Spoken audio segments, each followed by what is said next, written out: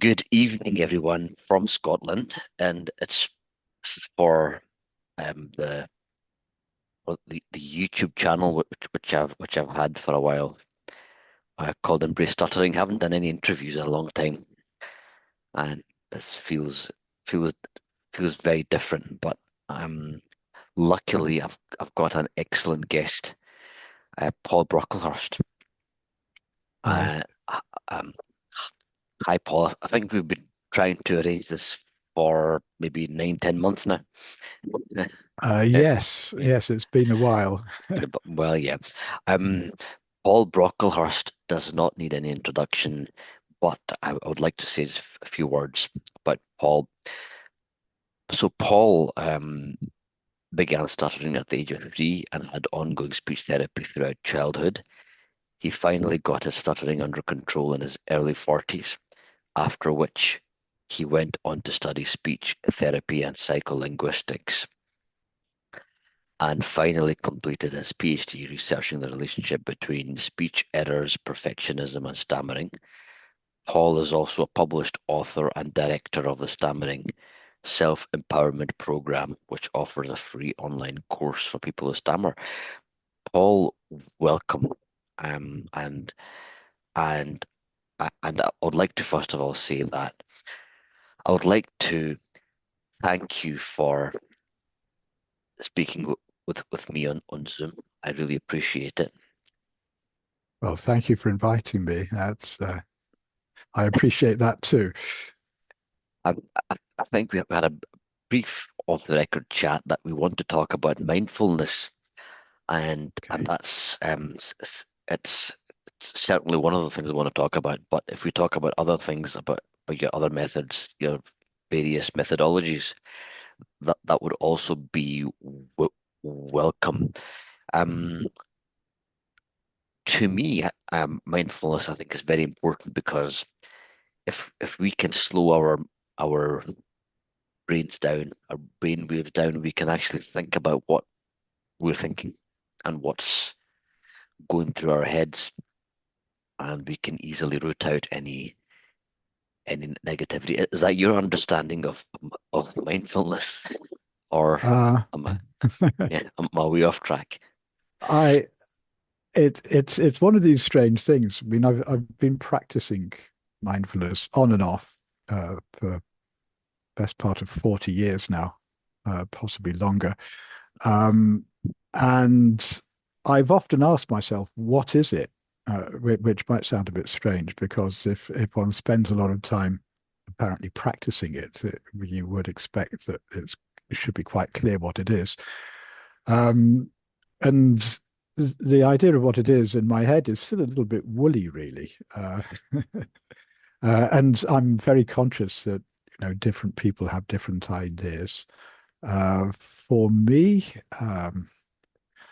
it's a bit like, how could I say, being able to observe uh, myself while I'm performing actions and also while I'm not performing actions and sort of being aware of where I am and what I'm doing while I'm there doing whatever it is. Um, but it's all sorts of other things as well. So, yes, I think the key word that you used, Paul, just now is observing. yeah, You're just observing without analyzing, actually, just mm, without thinking too much about it. I think one example that comes to mind, if we're trying to catch a train, it's easier to I wouldn't recommend this, but it's easier to jump onto a train which is moving slowly, mm, rather than one which is moving fast.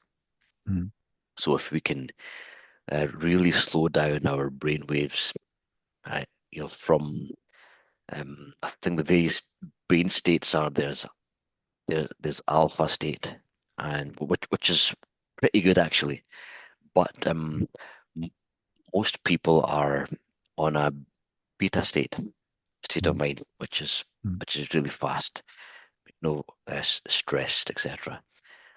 But yes, so that's that's that's my understanding as well. I mean, we can even use this session as meditation. We can use any conversation as meditation. Mm, mm. Um, so d- do you have a set routine uh, that you use every day, every week, or do you try and live mindfully? Well, it's been changing over the years. So when I first started, and I should probably explain, I first became aware of mindfulness through reading some books about Zen Buddhism. And then I joined up with a group and I started formally practicing with a group. Uh, and that involves sitting and paying attention to my breathing. Um, and the standard sort of thing that most people who've done some meditation will have experienced. When trying to pay attention to anything, the mind tends to wander off. And then the practice in Zen is as soon as you notice that it's wandered off, you pull it back to whatever it is that you have decided that you want to be paying attention to, uh, whether it be breathing or whether it be focusing on an object or focusing on a thought or focusing on an activity. When I first started, I was really keen on sitting meditation, so sitting silently, sitting still, and just focusing on my breathing. But as the years have gone by, I've sort of come to the conclusion that, uh, for me at least, it's certainly as valuable and probably more valuable to practice being mindful while performing everyday actions. And so gradually my practice has sort of changed from that sort of formal sitting meditation into, as much as I'm able, uh, being mindful of the various things that I do throughout the day, whether that be walking or washing up or doing the ironing or driving the car, uh, talking mindfully too, as though I can be mindful while I'm talking to you right now. Um, but the basic principle is the same, that one has an underlying intention to be paying attention to something, and invariably, sooner or later, the attention wanders. And then the mindfulness practice involves noticing that it's wandered and bringing it back to wherever you want it to be, or whatever you want to be paying attention to. Um, so I should also say that throughout the last 40 years, there's been periods where I've done it rigorously and spent hours every day trying to be mindful. And then there's been other times when I've basically not bothered. I've sort of, like a pendulum, I've gone in and out and in and out. Um, since, well, for the last 10 years, I've been quite regular in my approach. And so I do some meditation, some formal sitting meditation in the mornings and evenings, and then try to be mindful while I'm performing tasks during the day. And I have a few particular things. Um, one of my jobs at the moment, apart from being the director of the Stammering Self-Empowerment Program, is actually running a guest house. I live in a little village up in the mountains, and uh, that job involves changing the beds and doing the washing and also doing the ironing. Uh, and a lot of these tasks are pretty mundane and not very exciting, especially doing the ironing. It's something that it's very easy to slip into a feeling of not really wanting to do it. And what I found is that often these rather mundane, boring tasks are excellent opportunities to practice mindfulness. So I'll be ironing, and then I'll find myself daydreaming while I'm ironing. And then I'll realize that I'm daydreaming or that my attention's gone somewhere else, and I'll put it back just simply to ironing.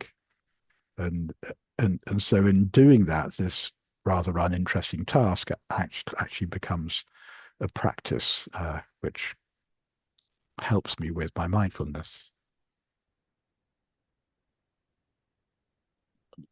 That is a very good point that you've made about mindfulness in everyday tasks, and actually being fully involved in whatever you're doing, rather than having your mind somewhere else.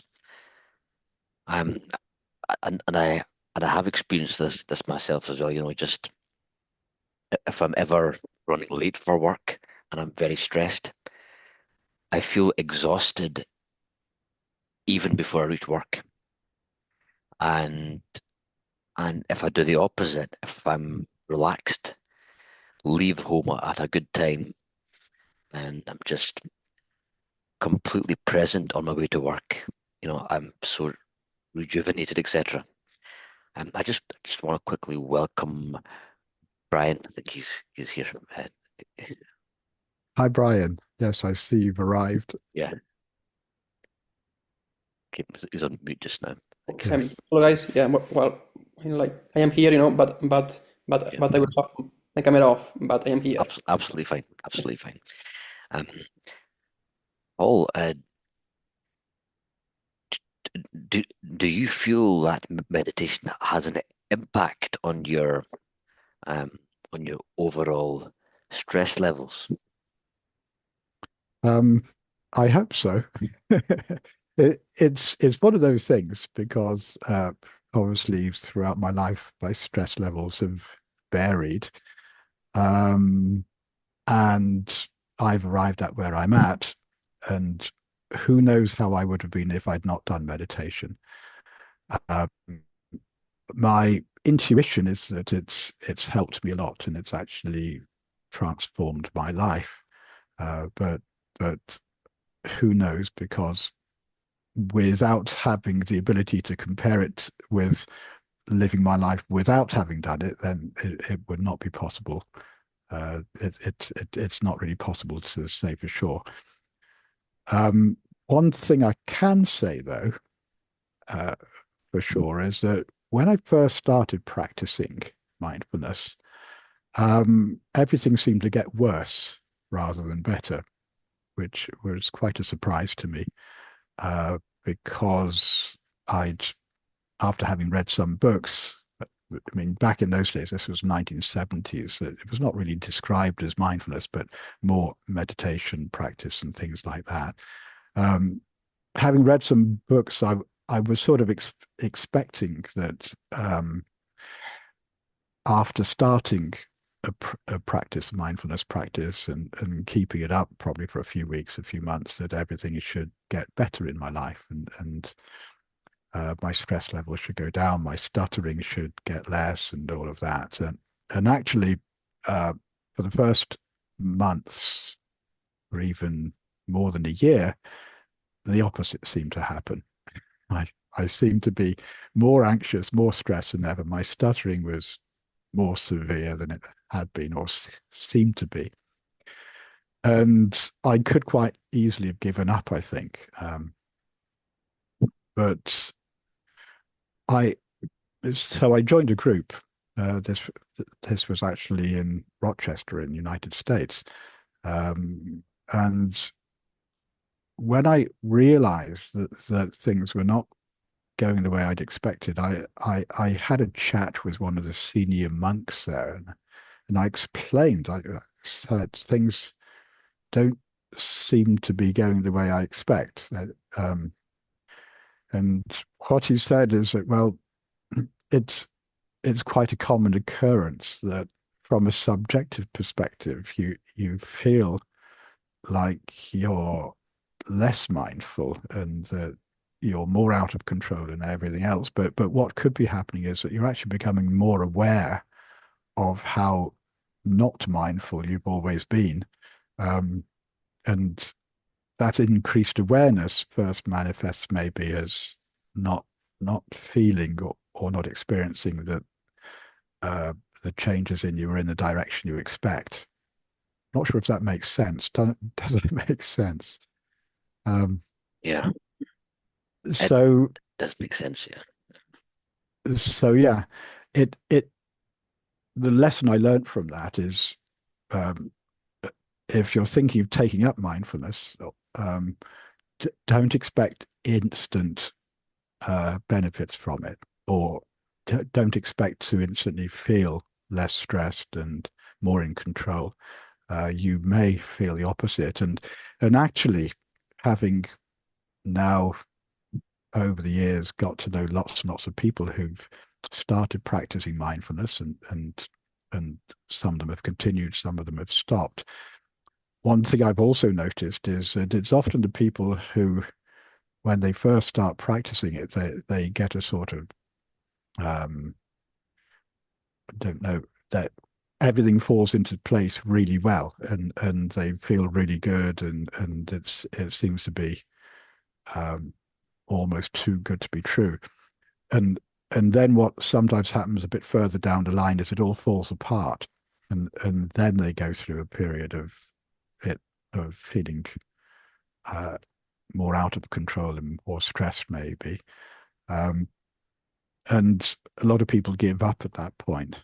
So in a way, I'm perhaps quite happy that I went through those more difficult experiences really early on, and it sort of got easier as time went on.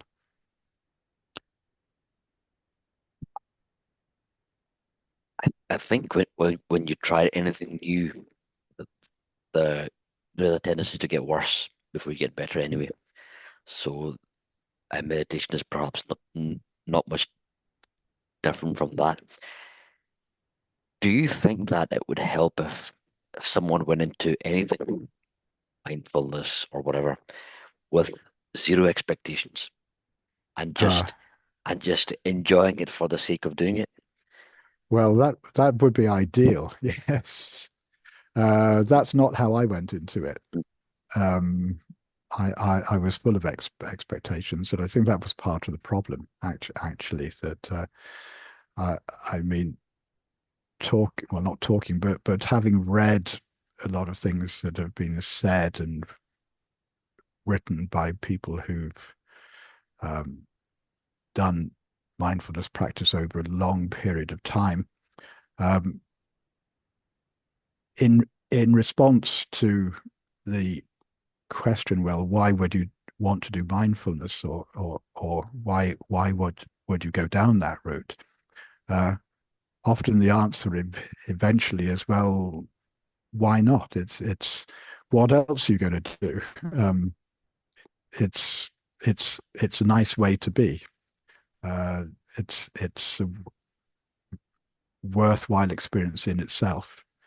So just sitting, meditating, just for its own sake.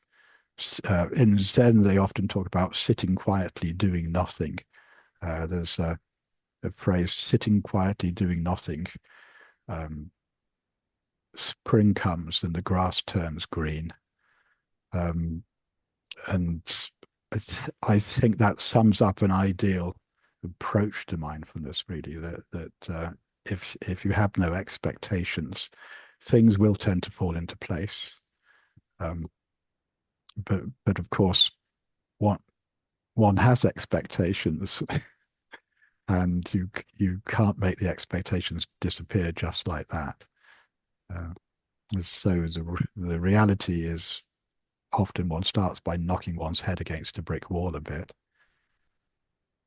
Just got two questions for you, Paul, from Brian. Hey, Paul, have you ever done a 10-day um, Vipassana meditation retreat? If so, how was it? No, I've not. um, so I've got some friends who are quite heavily into Vipassana, and I've joined in with them over a weekend. So I've done 2 days of Vipassana. Um, I mean, I should say that one of the great things about Vipassana is that they're really hardcore. Um, their approach is really um, not just skimming the surface, but it's really getting down to it. And these 10-day retreats, I mean, I've heard a lot about them, and I know quite a few people who've been through them, and they can be really transformative. The most I've managed actually in one go is about 5 days. Um, so that's a combination of sitting meditation, walking meditation, and silence throughout most of it. Well, no no conversation or anything like that. So effectively staying silent. Um, as as time has gone on, I've tended. Um, I think this is maybe well, maybe it's my interpretation of Buddhism, but Buddhism is often described as the middle way, and one of the things about Buddhism is this sort of overarching philosophy of being reasonable and not going too much into extremes, but finding a middle way between the extremes. Um, and so for me, as time has gone on, I've I've been becoming more and more interested in things or ways of practicing, ways of being that are sustainable over a long period of time and that can easily slot into our ordinary everyday lives. Um, and so in the last years, although I have um, done a few intensive meditations over the last few years, in fact, I've actually run some here where I live in France. Um, my general trend, if you like, is mindfulness in everyday actions and actually just engaging in everyday life and seeing the things that we have to do as being opportunities to practice. Um, so I think there's room for both. There's room for these very intense meditations, but I think also it's important to have the routine, the everyday routine, which is more easygoing in a way. Understood, Paul. So, so I I feel and I and I I hold the view that stuttering is not a bad thing. Right. Okay, that is my own view. Not everyone shares that view, which is fine. Everyone has freedom of thought, but I think stuttering is not a bad thing. But what I feel is debilitating is the fear of stuttering and the fear of stuttering in front of people, the fear Mm. of what people will think of you. Do you feel that meditation can help with the fear? And Uh, how? that's a good question. Again, a mindful approach to everyday life also means being mindful of the various emotions that arise in us. And one of those emotions is fear. I mean, there are lots of emotions, but one of the big things about mindfulness and think of mindfulness in this way: you're observing. So you, if you're being mindful of your emotions, you're simply observing whatever emotions are arising in you.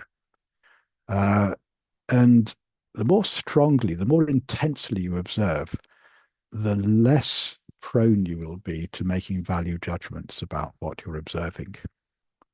So you'll just see the fear for what it is, or you'll just see the emotion for what it is, without classifying it as right or wrong, or good or bad, or desirable or undesirable.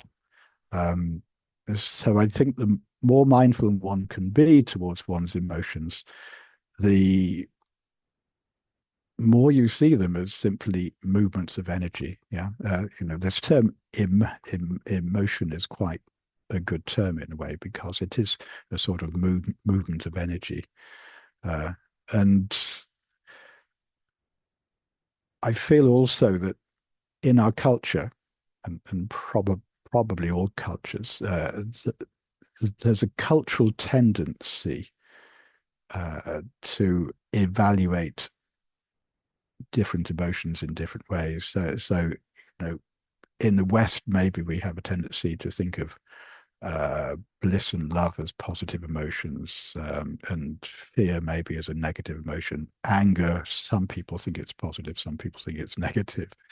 But whatever the case, in our culture, there's a very strong tendency to make these sort of judgments. The more mindful one becomes, the less one has a tendency to make value judgments. And that is very useful in a way, because I think the reality is that we're never going to get rid of the emotions, things like fear and what might generally be called negative emotions. But if one can stop making the value judgments about these things, it's sort of like their effect is much diminished compared to what it is.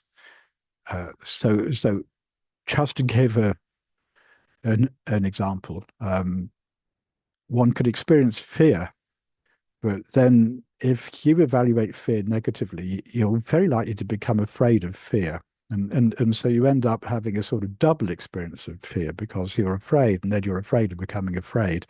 And I think this happens with people who stutter a lot, is that um, they're not only afraid of stuttering, but they may also be afraid of that feeling of the fear arising before the stutter. So the whole thing becomes compounded. So yeah, I think mindfulness can definitely cut all of that down to much more manageable levels, simply by the fact that mindfulness does reduce this tendency to make these value judgments. Okay. Um, well, Brian has raised his hand, so I think Brian has a question for you. Brian, would you like to ask the question?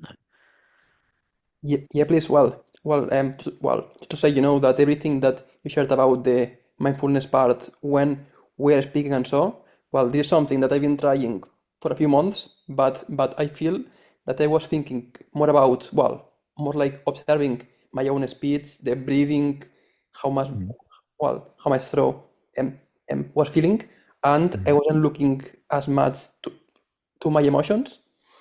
mm, I noticed that it was making my speech, well, um, my stammering quite worse.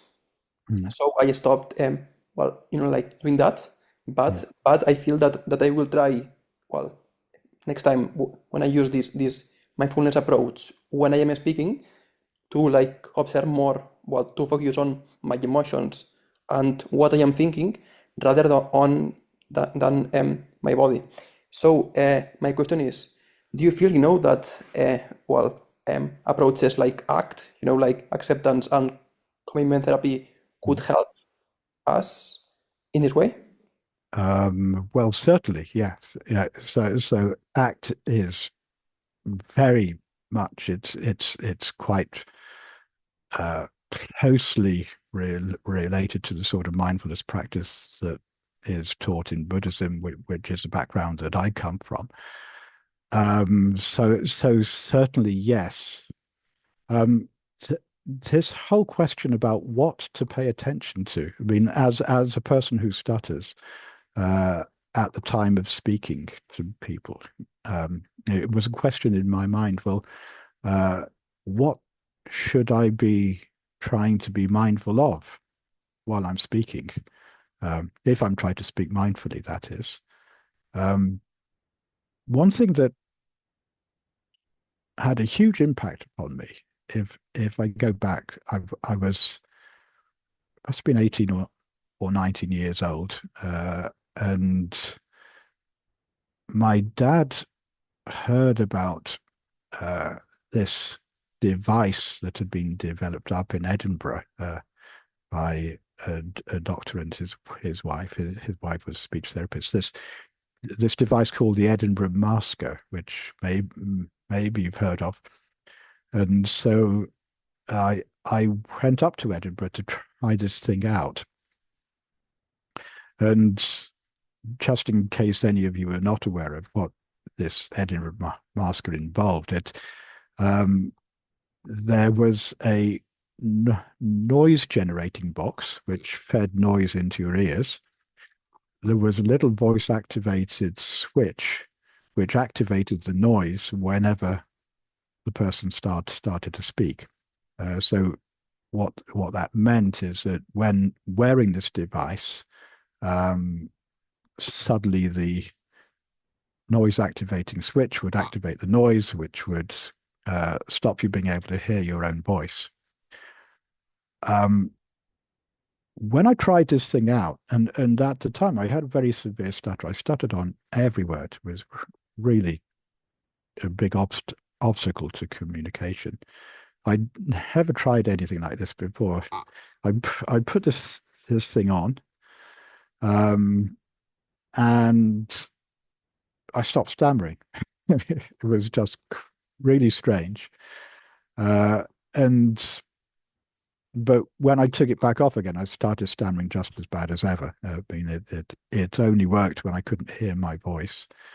But that told me something that was really interesting. It made me think, well, okay, so I stammer when I hear my voice. If I don't hear my voice, or if I can't hear my voice, then I don't stammer. Now, it's not the case for all people who stammer, but it's certainly true that 90% of people who stammer, if they can't hear their voice, their stammering becomes much, much less severe. The idea of wearing this Edinburgh Masker thing in everyday life didn't appeal to me at all, and I refused to use it. But it left this idea in my head, well, what if I was able to simply not pay attention to the sound of my voice? So I could be in ordinary speaking situations and able to hear my voice, but what if I had the power to direct my attention somewhere else? So I'm simply not listening to my voice. And I started experimenting with that. And what I found was that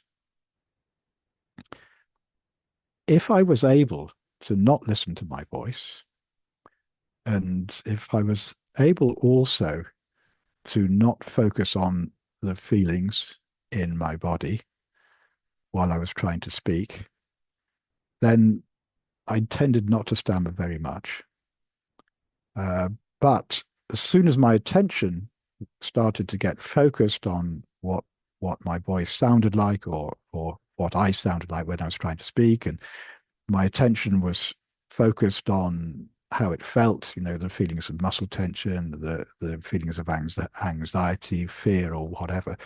As soon as my attention got focused on all of those things, the stammer would come back. But what I then, and this went on over a period of quite some time, I started thinking, well, I've simply got to learn how to have more control over where my attention goes. And that's where the mindfulness comes in. That's where the mindfulness practice comes in. That through practicing mindfulness and through that practice of noticing when your attention has wandered to something else, or to and then pulling it back to whatever it is that you do want to pay attention to. The more that one practices that, the more I think we gain control over our ability to put our attention where we want it to be. And in that way, uh, we can avoid paying attention to the things that are likely to make the stammer worse, um, which includes paying attention to the sound of your voice, but also paying attention strongly to the feelings in your body and all of that. This, of course, begs the question, well, what should I pay attention to? And that's a good question. Um, Maybe part of the answer lies in, well, what do people normally pay attention to when they're trying to speak? And usually they're trying to get a particular message across. So they maybe pay attention to the message that they're trying to get across, or to the actual act of communication, whatever that act might be. Okay, not sure if I've wandered off a little bit there, but does that answer any of your Brian, question there, Brian? Yeah, a lot. Yeah, it was like really helpful. Yeah, it was really good. that actually reminds me of a device which I used when I was younger. It's called the delayed auditory feedback device, the DAF Mm. device, where when you talk, you hear your voice maybe a second later. Yeah. Yeah. Mm. So yeah, the, yeah, they were. I think around that time there were a lot of devices. The Edinburgh Masker, I've heard of that. I heard of the Edinburgh Masker. I've heard of the DAF. Also, there's a small in-ear device called the Speech Easy, Yeah. Yeah. which also has this the same kind of effect. Okay, Yes. so so Paul, just continuing with our theme. Um, I know we haven't really talked much about stuttering, which is fine. But how can mindfulness affect stuttering specifically? Right. And even more specifically, how can it help a person who stutter use any method that he adheres to? Because stutterers are using different techniques, different methods, whichever one he or she likes. How can mindfulness make it easier for them to use that method? Okay. So I think there are two things about mindfulness. I mean, I've already touched on one of these, um, but one of the important things is that mindfulness, you can see it as a sort of training of your ability to maintain your attention or your focus of attention where you want it to be. And stuttering has an awful lot about a big influence on how much we stutter or whether or not we stutter is where our attention goes. When we find ourselves in a speaking situation, maybe suddenly we might have lots of thoughts come into our head about, well, I think I might stutter. Maybe the people won't listen to me if I stutter, or I won't get my message across, or whatever. All of these thoughts, if they come into your head, how much ability do we have to ignore them? Uh, and my answer to that is, well, maybe um, if one has already a fairly solid practice of mindfulness behind one, then it will be easier to ignore them than if one doesn't. Now, that's not to say that it's necessarily an easy task. I should say this now. Looking back on my own life, although I was never diagnosed as such, talking to my parents and looking at my school reports and everything else, this is going back to when I was a child, back in the 1960s. Um, I was completely unable to control my attention. Um, I was distracted by everything. And if I'd been born 30 years later, I'd have pretty much certainly been diagnosed with attention deficit hyperactive disorder. So I stuttered, but I also had not much control over my attention, probably significantly less control over my attention than a lot of other kids.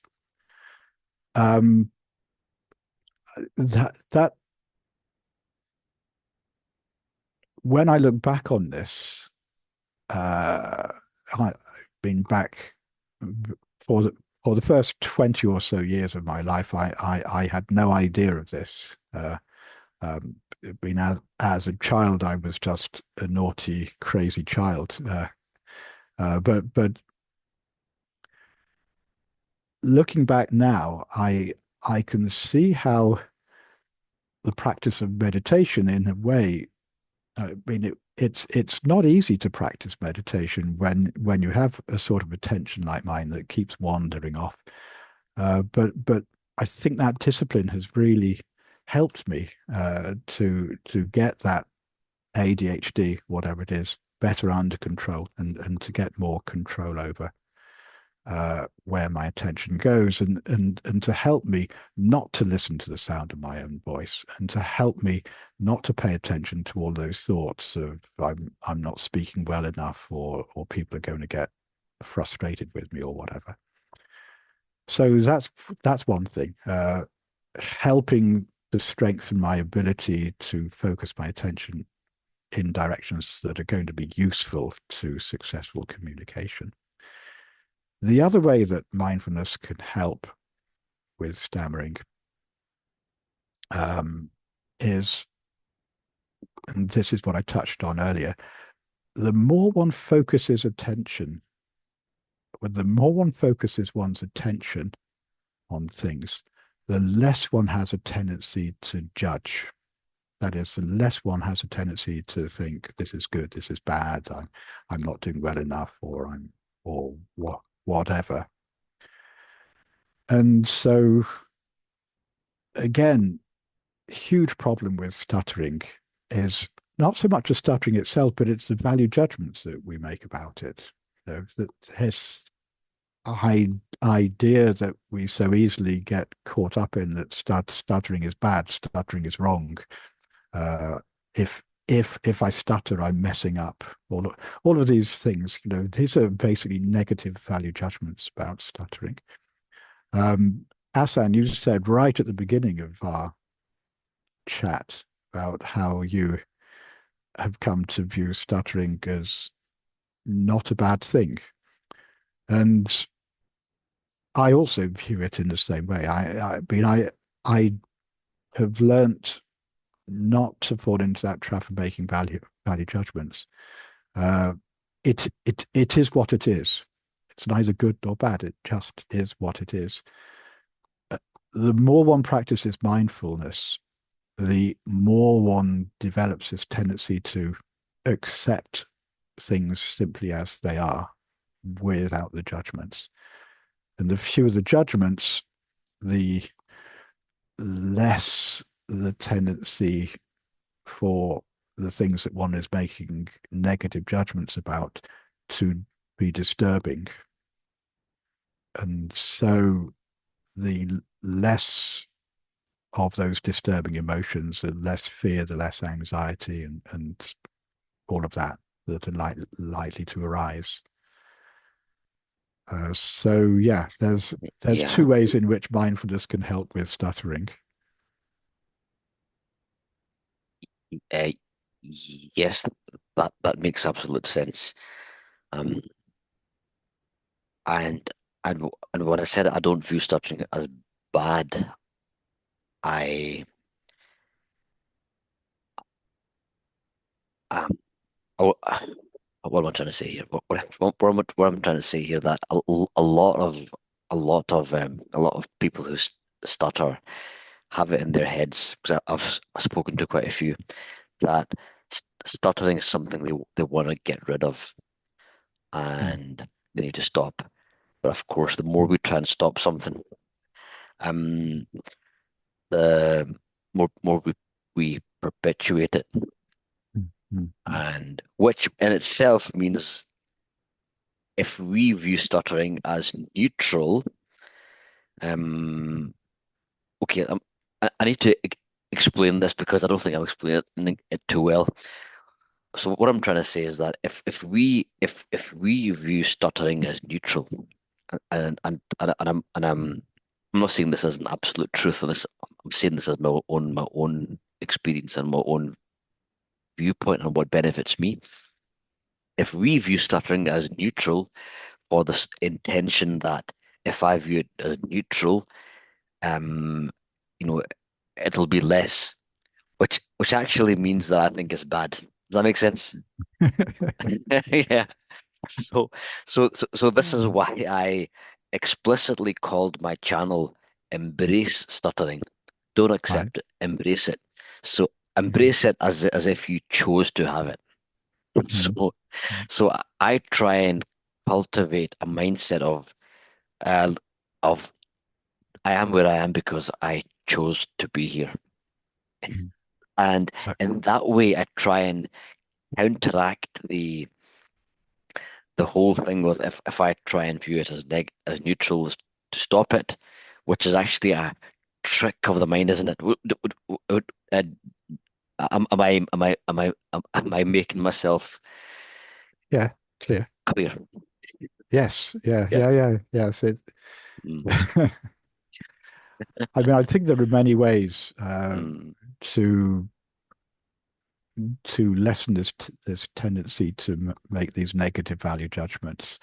Uh, and there's a sort of paradox here because the desire to not make value judgments uh, could in itself be seen as a value judgment because one could say, well, then you're evaluating value judgments as being negative, and they're not necessarily negative. I mean, we have to make value judgments. Actually, that's part of what keeps us alive.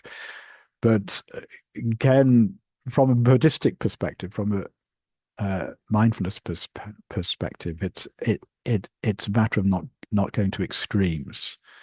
Um, One thing, I mean, I think all of us may find different ways of coming to terms with stuttering.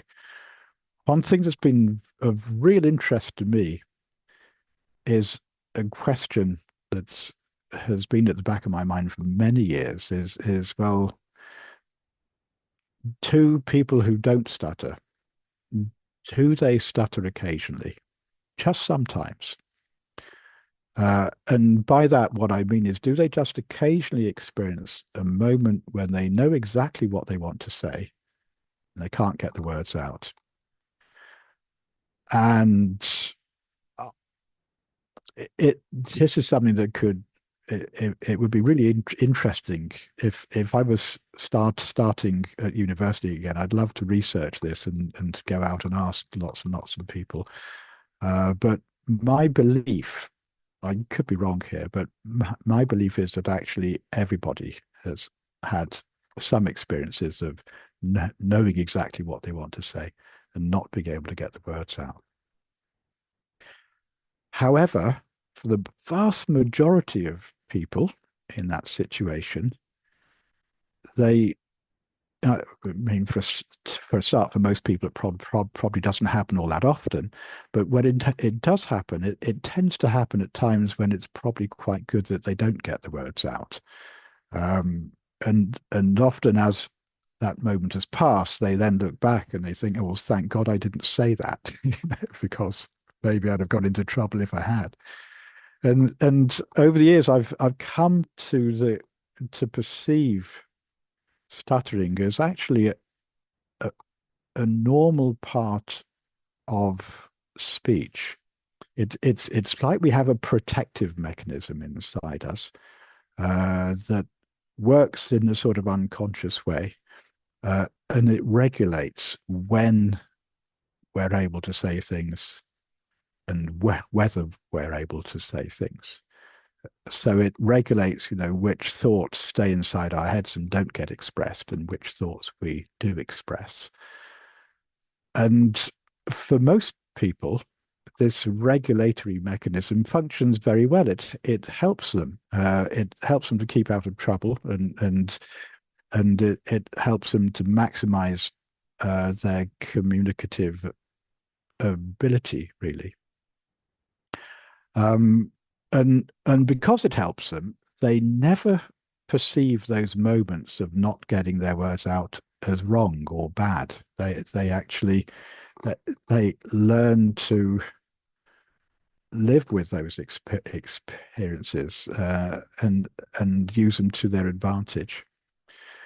With us, and there could be various reasons why this happens, we've maybe come to perceive those moments in a negative light, and we've also tended to battle against them, to maybe some people try to force the words out, or then maybe some people, yeah, there's all sorts of ways you can battle against that experience of stuttering. But to be able to simply be with that and not see it as something being wrong or being pathological or something like that, I think also really helps with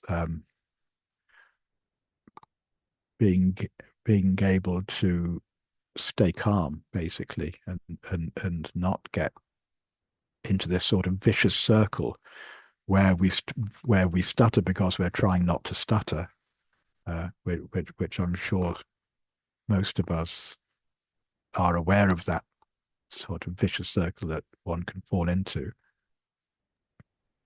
And I think another thing that can make a big difference in the mindset is the separation of the way you talk from your sense of self-worth. Oh yeah. And people who stutter, they have a tendency uh, to judge themselves by Mm, the way they've spoken that day.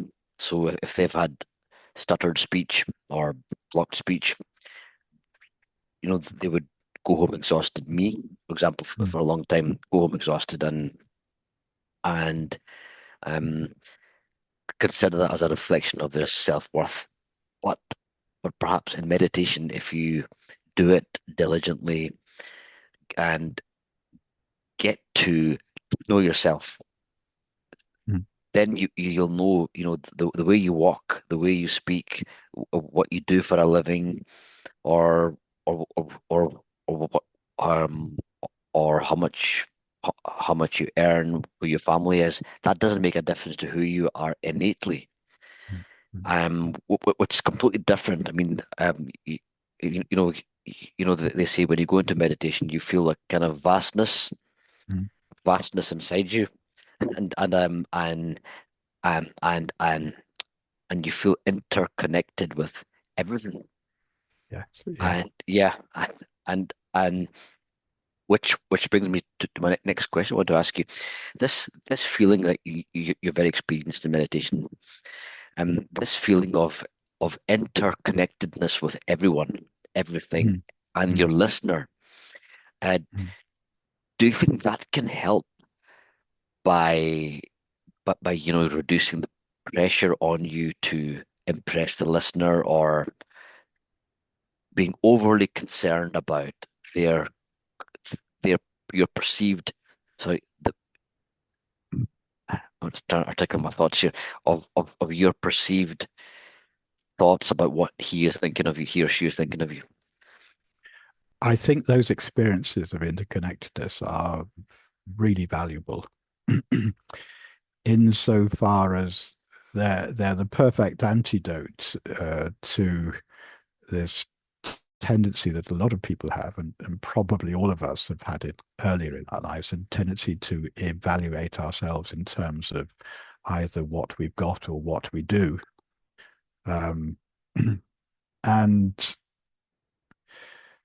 when one does have those sort of experiences of connectedness, um, the feeling of being a separate individual is, um,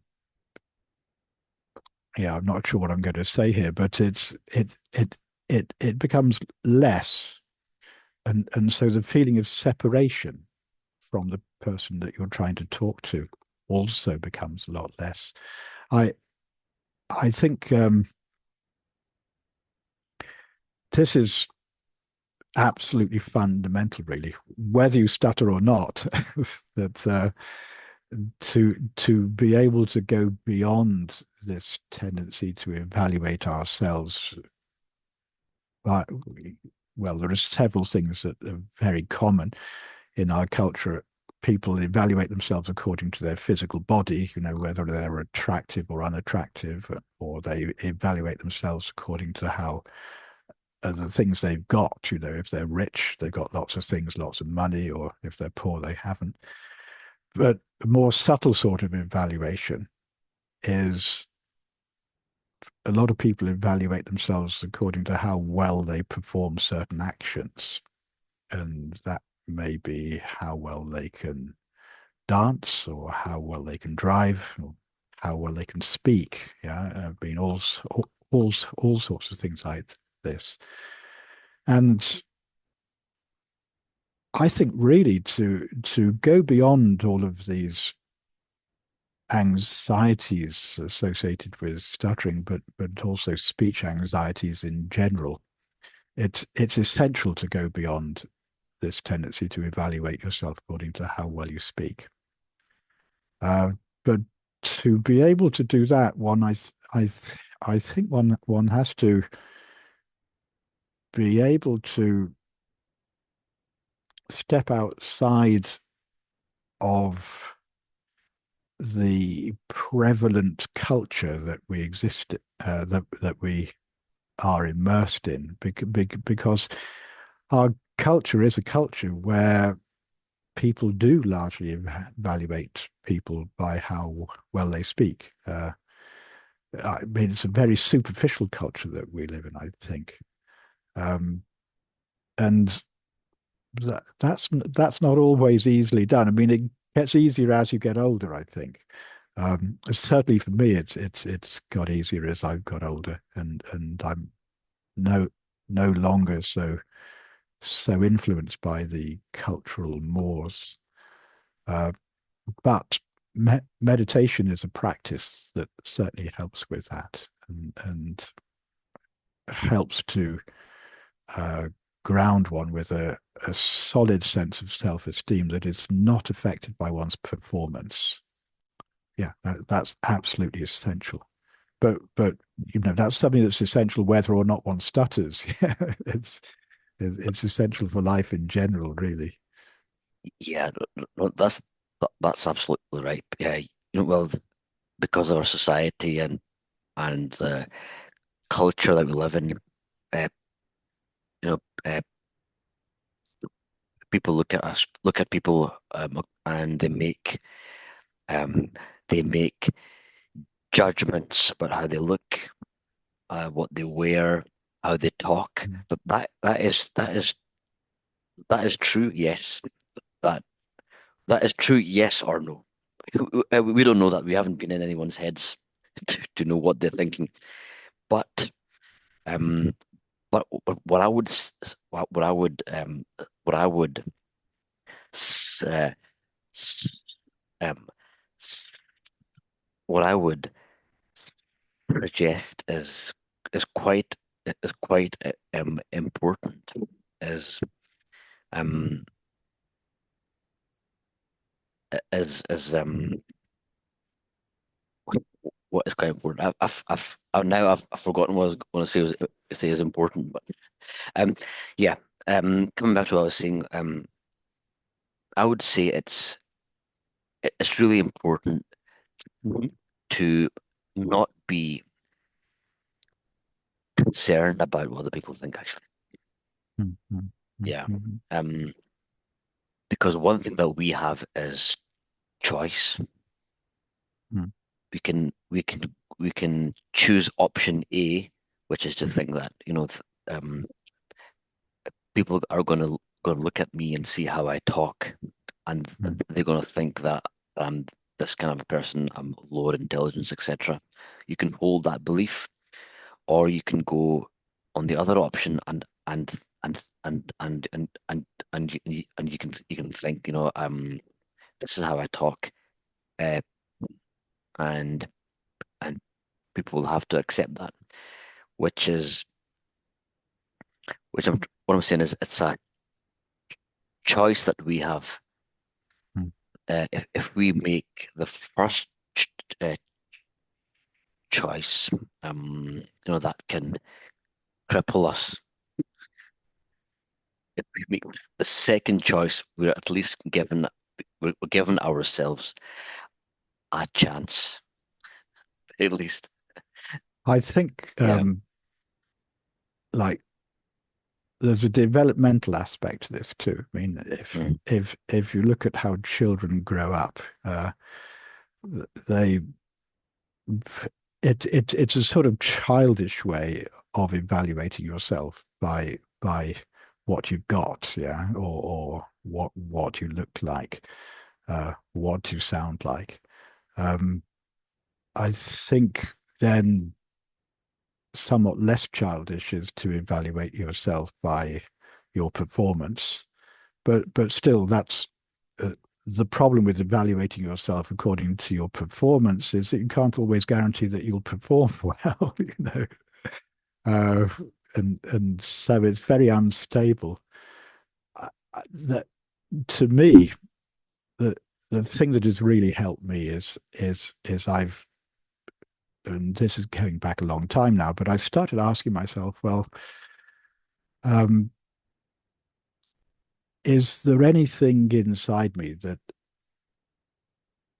is really solid and re reliable upon which I can base my self-esteem? And I came to the conclusion that if I look at if I ask myself, what are my deepest desires in this life? And really think, okay, okay, so what are these deepest desires? Underneath all of the more superficial desires, there's a desire for happiness, there's a desire for peace of mind, there's a desire for love, loving relationships, things like that. Um, those are my deepest desires, and I've always had them, and I still have them. Um, and those are a part of me. In fact, they're a very central part of me. And if I was to evaluate them, I would say those are really good desires to have. And so if I'm going to pin my self-esteem on anything at all, why not pin it on those deepest desires? I'm a person who wants to love, wants to be loved. I'm a person who wants peace internally in my mind, but peace in the world as well. I'm a person who also wants to be happy. And in my experience, in my conversations with people where I've asked other people, what are your deepest desires when you really look deep down, it seems that we all share these. These are the same desires that everybody has.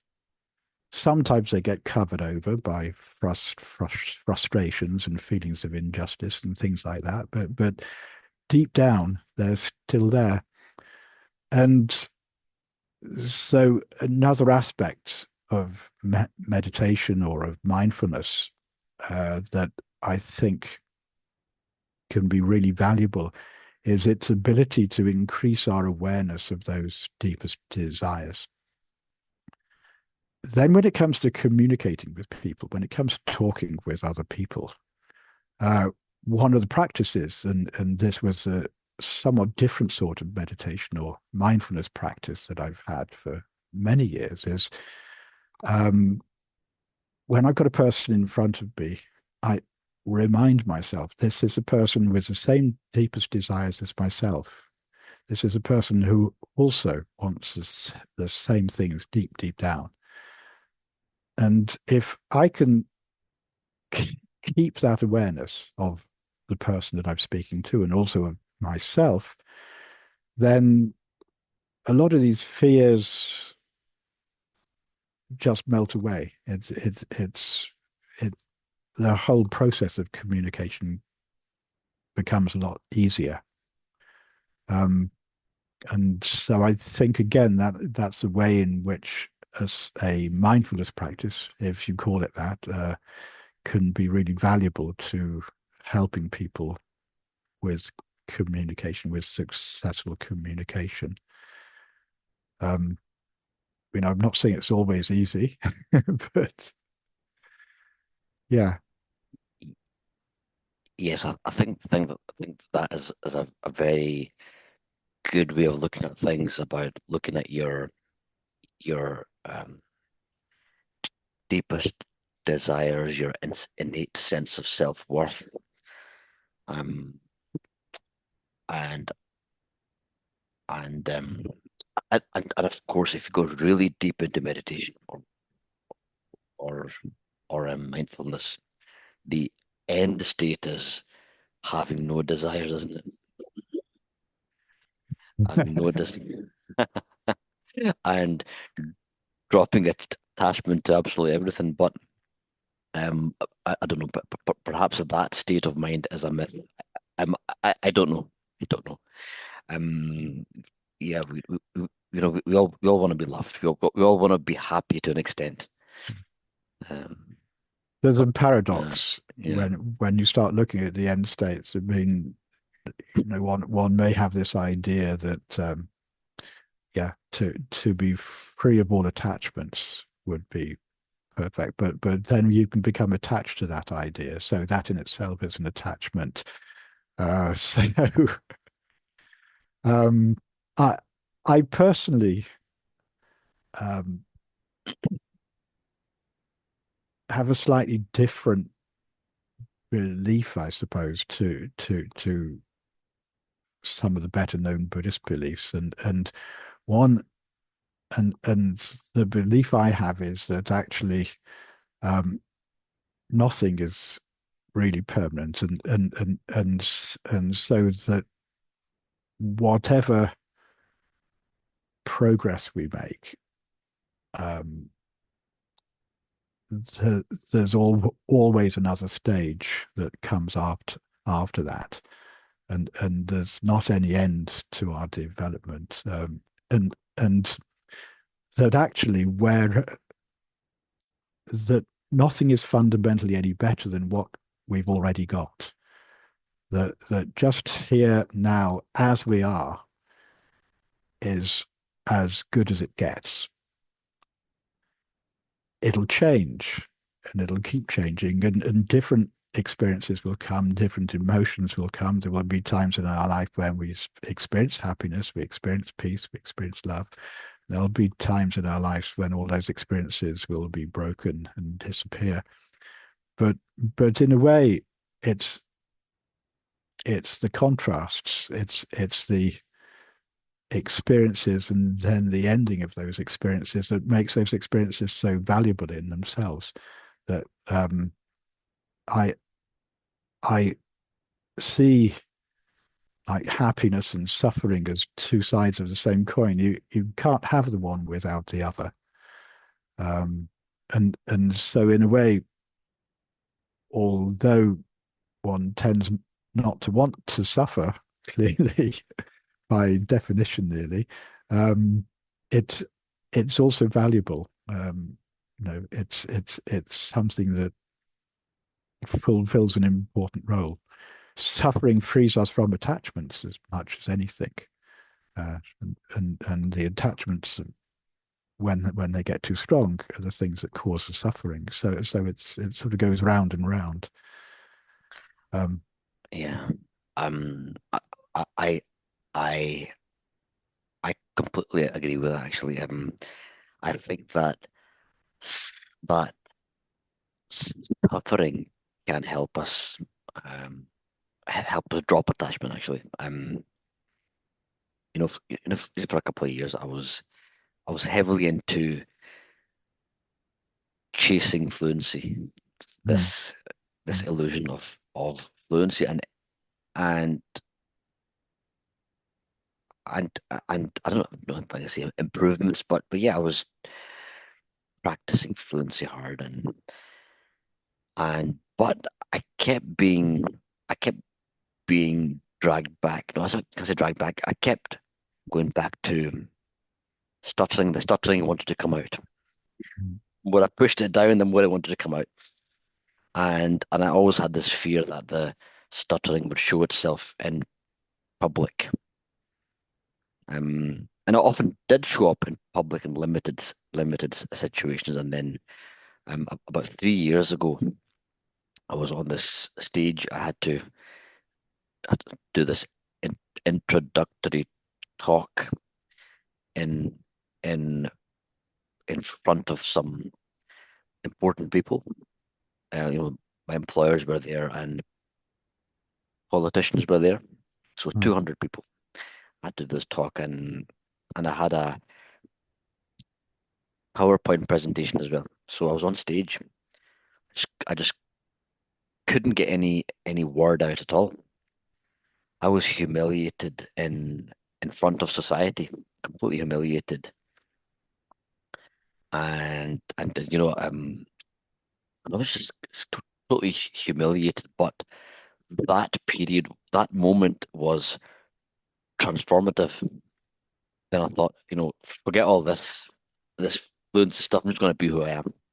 Mm, mm, And from that moment, I was set free. I was liberated. I mm, was mm, mm. completely. I felt some kind of liberation. Is that what you meant? That s- uh, suffering can help us drop attachment?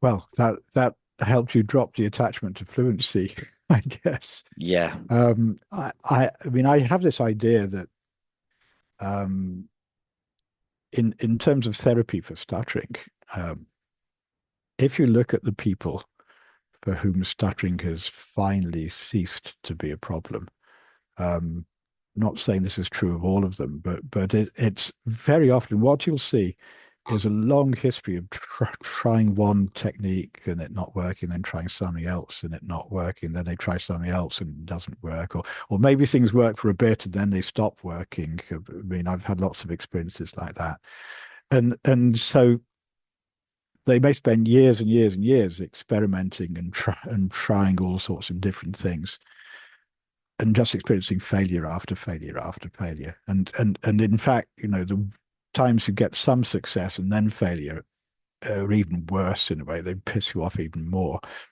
Um, and then there comes a point often where they feel like they've tried everything and nothing's worked and it's all hopeless. And it's a bit like maybe going through the dark night of the soul or something like that. And it's that moment that could be quite transformative in a way, because uh, finally they're able to do the one thing that they could never do, and that is give up. That is give up trying. Um, and it's when you give up trying to be fluent or give up trying not to stutter that miraculously everything works easier. Um, but one, and I think this is often the case, that one can only get to that point through having had all of these unpleasant experiences earlier on. of failure after failure after failure. Um, and so what can you say from that? I mean, I've ended up coming to the conclusion that actually when I am talking or when I come into contact with people who stutter and they tell me what sort of therapy they're having, I'm tempted to say, yes, great, great. Uh, Even when I'm in my head, I think this is going to all fall apart and he's going to be very frustrated, but it's going to be a useful experience because it's often the experiences of failure that in the long run are the more valuable. And so the more of those, the more blind alleys we can go down, um, the quicker we're going to get to that point of not caring anymore, or yeah, I mean, I say giving up, but I mean giving up in a positive way. Yeah, not giving up in a negative way. Um, Not sure if that makes sense, but No, no, anyway, it makes absolute sense. The what I thought was the worst night of my life was the most liberating night of my life. So uh, and and and after that, I just lost all fear. Um, mm, I was out in the open, just lost all fear, and um, nothing else could ever faze me again. right, And that was right. it. That's good. Okay. Um, I, I, I I was I heard the story about the moth and the flame. Have you heard that Yes. story? Yeah, yeah, of course. W- would you like to share that story? Well, hang on. I'm not sure it's the same story that you've heard. This goes. Yeah, this was a story of attraction that moths are attracted to the flame and yet it kills them. But no, you tell me because I think we're talking about different things. Yeah, Yeah. I heard the story in a mindfulness context. So, Mm, so there was this group of moths, and they mm, had their their um and they had their leader moth, mm, and the leader moth said to his group, which of you is is going to fly to the flame and understand the flame? And one moth mm, said, "Okay, I'll volunteer." So he went to the flame. He kind of circled around it, and then he returned. mm, And the leader said, "You haven't understood the flame." And the next one went a bit closer. He goes, "Yeah, it's really hot and it's very bright." Says, "No, you haven't understood the flame." So so they all went one by one, and then the last moth says, I'll find out what the flame is," because none of them had understood it. So he went to the flame.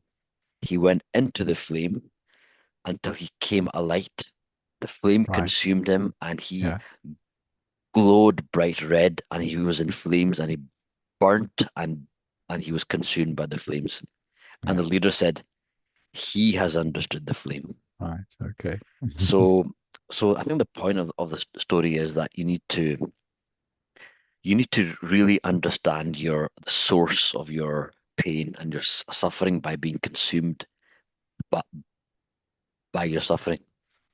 I don't know if I don't know what you understand from that story, but I I I can I can understand the story, but I don't know how to explain what it means. Yeah. Yes. So my concept there was the flame is what's the word? It's symbolic of God, basically, and you have to sacrifice yourself to God entirely. And what that actually means is sacrificing your ego entirely, and then by doing that, you become like God yourself, godlike. But I'm not sure. Um, There's many interpretations of that, I'm sure. Yeah. Um, yeah, so we've been speaking for about an hour and 20 minutes. It's went so fast. It feels like 5 minutes.